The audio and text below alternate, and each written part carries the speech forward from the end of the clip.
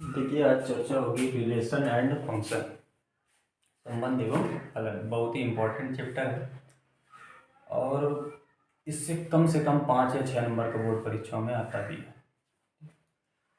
तो इसमें 4 एक्सरसाइज दी गई हैं, लेकिन अब की बार कोरोना महामारी के कारण इससे जो चौथी एक्सरसाइज है जिसमें संक्रियाओं का प्रयोग करके हल किया जाता है उसको हटा दिया गया है। ठीक है, तो अब जितना है उतने में पढ़ेंगे। तो पहली एक्सरसाइज में इसमें क्या बताया गया है और क्या क्या फार्मूले हैं वो समझते हैं।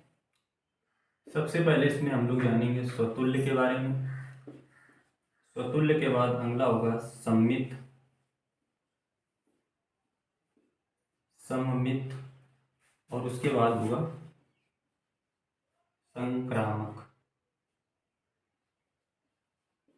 तो ये संबंध है तीनों। ठीक, उसके बाद आगे फलन भी पढ़ेंगे, लेकिन अभी ये क्या है, संबंध। स्वतुल्य क्या होता है? तो स्वतुल्य का मतलब होता है खुद का खुद से संबंध। ठीक, खुद का खुद से संबंध उसको कहते हैं स्वतुल्य संबंध। दूसरी भाषा में कह सकते हैं स्वयं का स्वयं से संबंध।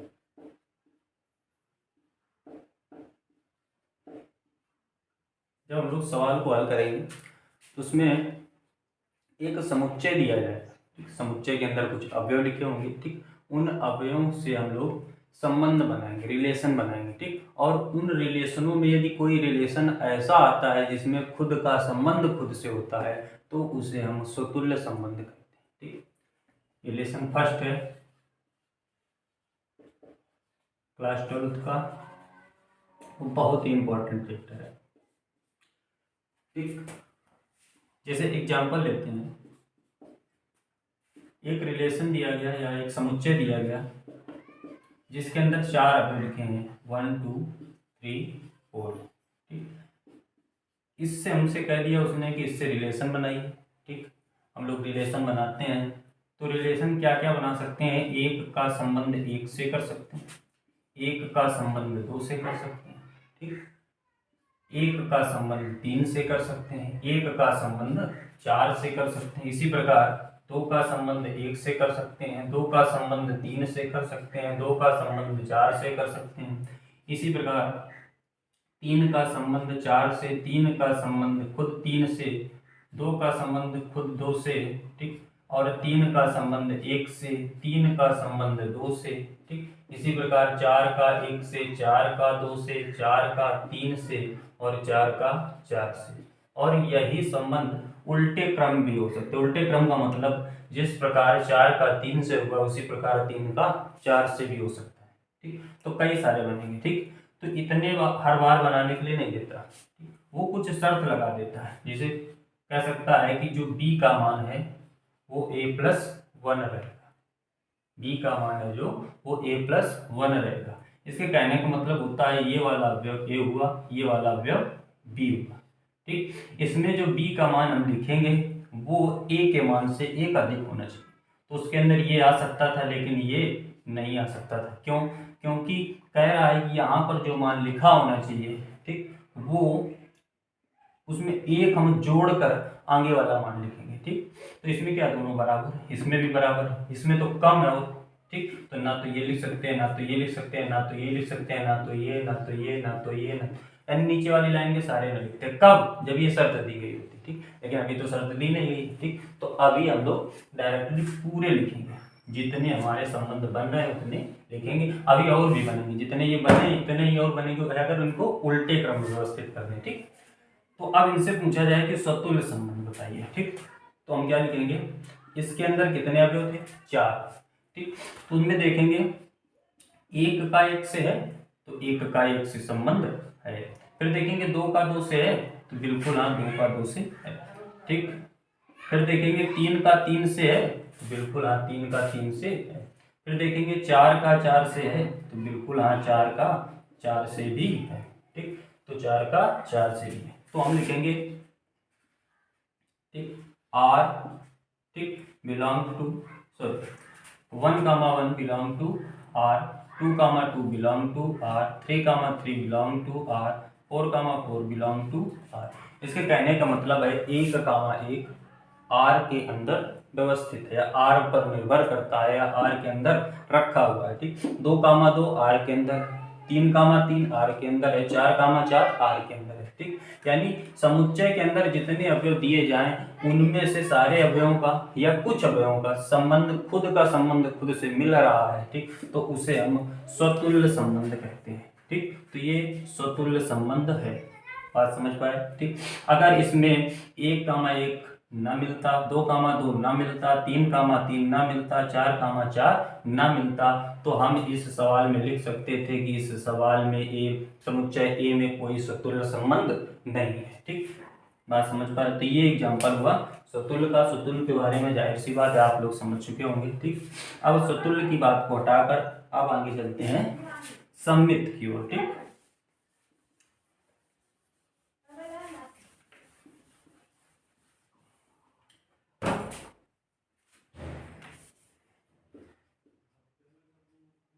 सममित,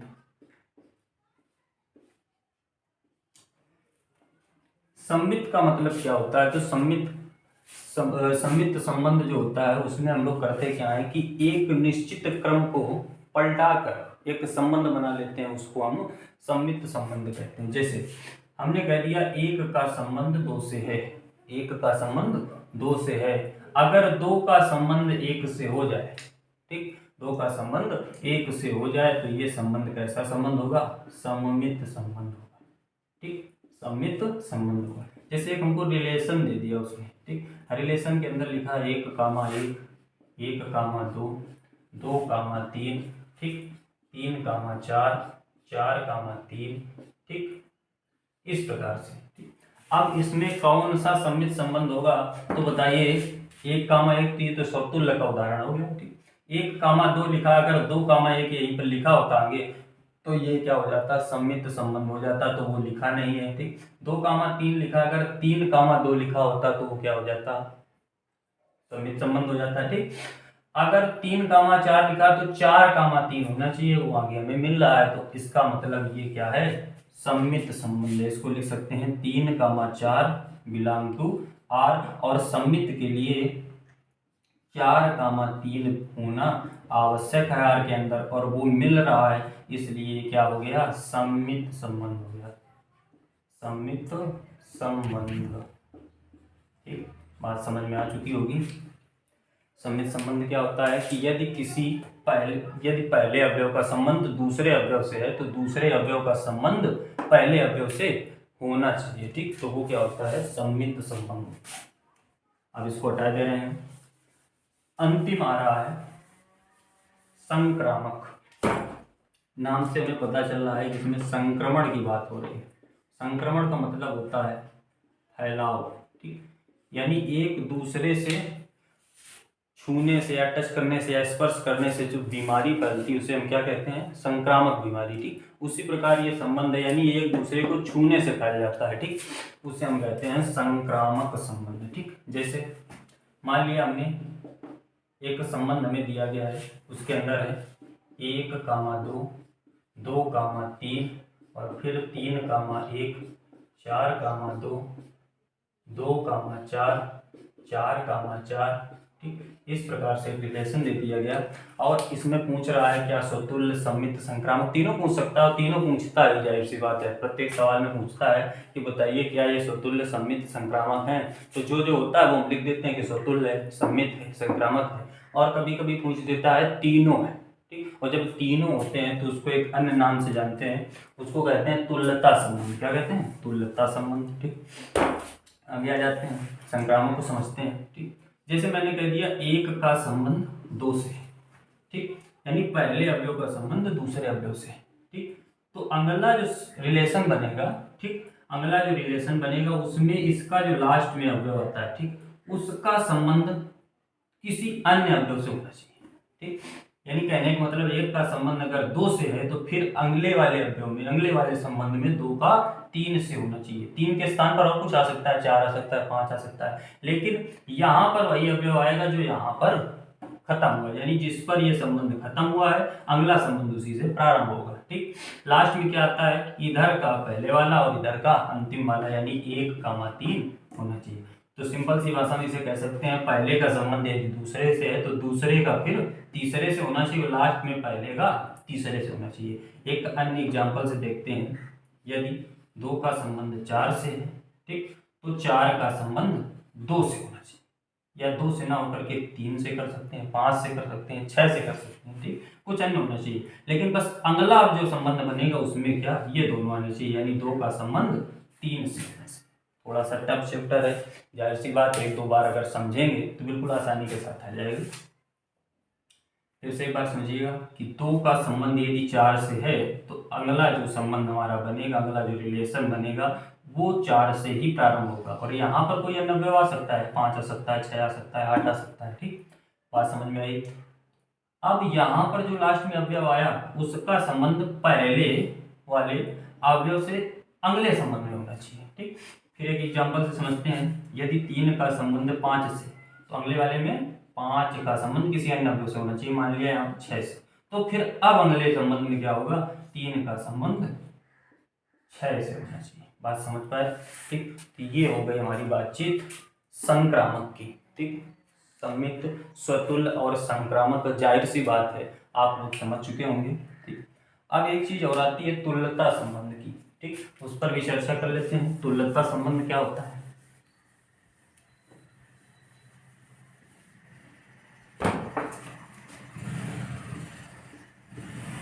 तुल्यता संबंध, ठीक, तुल्यता संबंध क्या होता है, तो समझिएगा कि जो संबंध स्वतुल्य भी हो, सम्मित भी हो और संक्रामक भी हो, उस संबंध को तुल्यता संबंध कहते हैं। जैसे एक रिलेशन हमको दे दिया गया, 1 का 1 से संबंध, ठीक, 1 का 2 से संबंध, और 2 का 3 से संबंध, 3 का 2 से संबंध, ठीक, इसी प्रकार 3 का 4 से संबंध, 3 का 3 से संबंध, और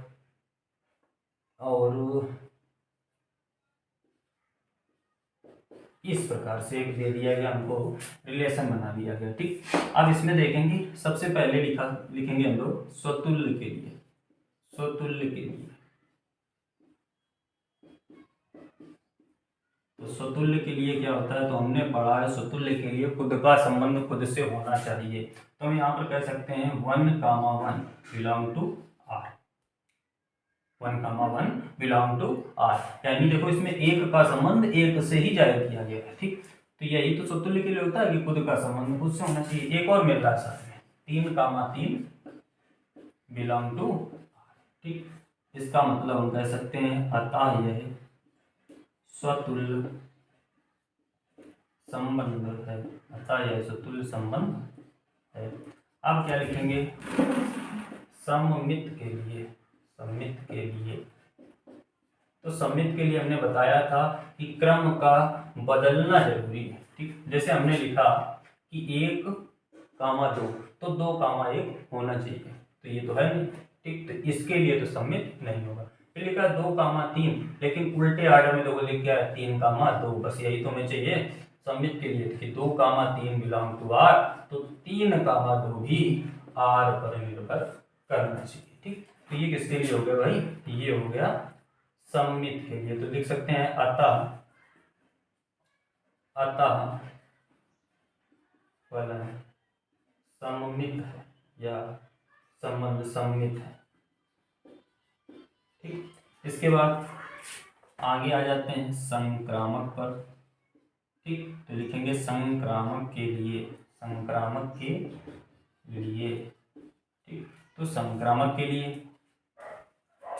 तो संक्रामक के लिए हम लोग करेंगे क्या, संक्रामक के लिए पहले हमने देखा कि यहाँ पर ध्यान से देखिएगा कि 2 का 3 से संबंध है।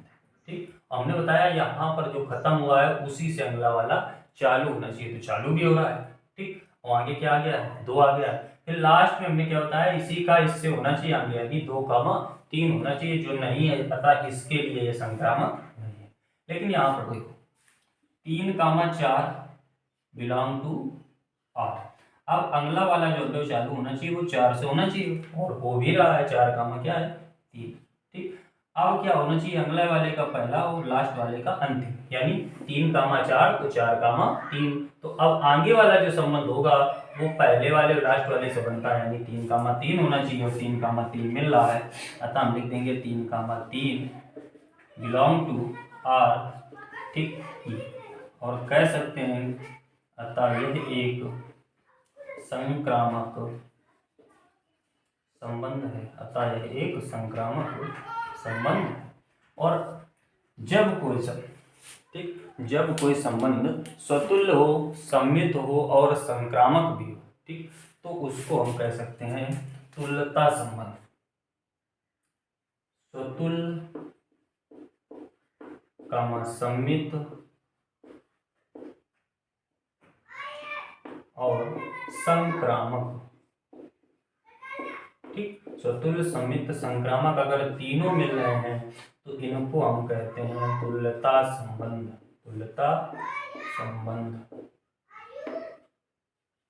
ठीक, बात समझ में आ गई होगी। ठीक, अब इसके न्यूमेरिकल जो है प्रैक्टिस सीट है, ठीक, उसको हम लोग अगले वीडियो में करेंगे। और इसके बाद ये तो पहले एक्सरसाइज से जुड़े हुए सवाल है। अगर आपको स्वतुल्य सम्मित संक्रामक और तुल्यता संबंध समझ में आ गया है तो आप पहली एक्सरसाइज को बिल्कुल आसानी के साथ कर लेंगे। ठीक, इसके सवाल अच्छे अच्छे जो सवाल हैं वो हम करवा देंगे अगले वीडियो में। ठीक, और इसके बाद एकाएकी आच्छादक पर चर्चा होगी, क्योंकि दूसरी एक्सरसाइज में एकाएकी और आच्छादक है।